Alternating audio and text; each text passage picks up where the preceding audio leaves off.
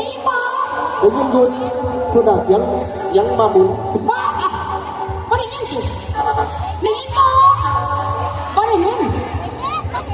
คนมาหลายมันเนี่ยคนมาหลายเขามาใส่เสียงถามที่ซื้อดอกบ่ได้ว่าสิแก้ไขยังดอกเขาว่าสติไปแก้ไขยังสิ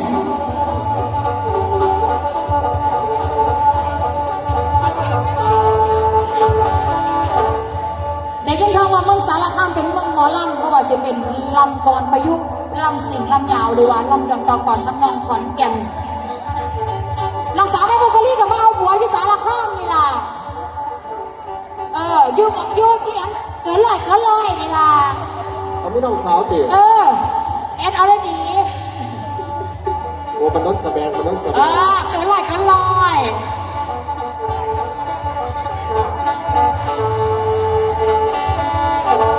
ล่ำฝักตอนนี้พออีเมดันหนาเวทีปัสสิวะอีเมพัสลีมันล่ำเป็นหมอถ้าอยากได้ไปบุญบ่ว่าสิเป็นบุญหน่อยบุญใหญ่บุญไกลบุญกลางบุญฉลองซาลาบุญปั่นเก่ากีบุญวีกินมันไปเบิร์จูงานเด้อแม่ถ้าอยากได้ไปได้บุญกฐินอยากได้ไม่พัสลีไปหัวบุญกฐินไปเอาบุญกฐินล่ำทรงหลวงวิญญาณล่ำเอิญหลวงวิญญาณให้ล่ำสิ่งล่ำเหงาล่ำตอนประยุกต์ฝากตอนใส่กันตาหมากพ่อแม่พี่น้องเมืองสารคาม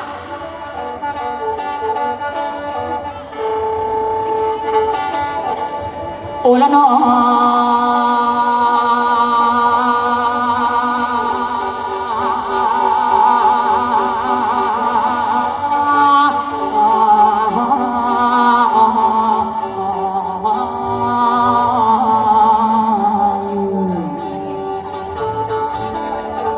และจังว่ายุคสมัยใหม่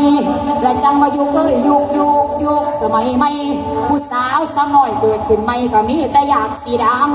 ผู้เฒ่าสาวใหญ่เกิดขึ้นมากก็มีแต่อยากสีดัง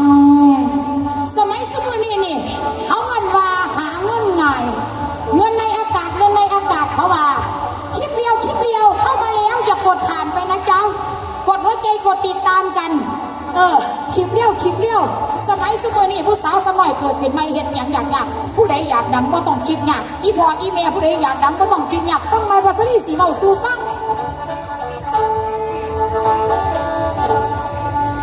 ผู้สาวสมัยเกิดขึ้นไม่ก็มีแต่อยากสีดังผู้เฒ่าสมัยเกิดขึ้นมากก็มีแต่อยากสีดังละคันอยากดังมากอะไรสียากบ่ได้ดังบ้านคือตั้งโลกสีมีนมมีทายลูกโคนเองเห็ดจังสีคนหูจากหลายสูงพูดใส่กระโปรงไล่ทวงเอานั่นนาพ่อเอาให้สิมาเด็กกับพายเอา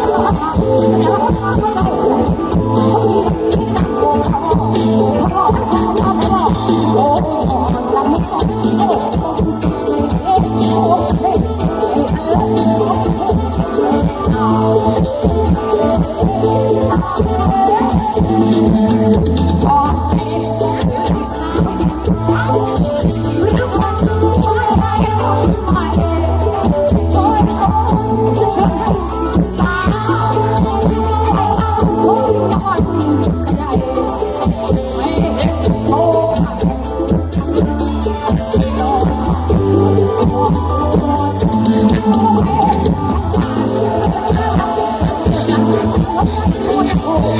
ว่าไม่เอาโอ้โอ้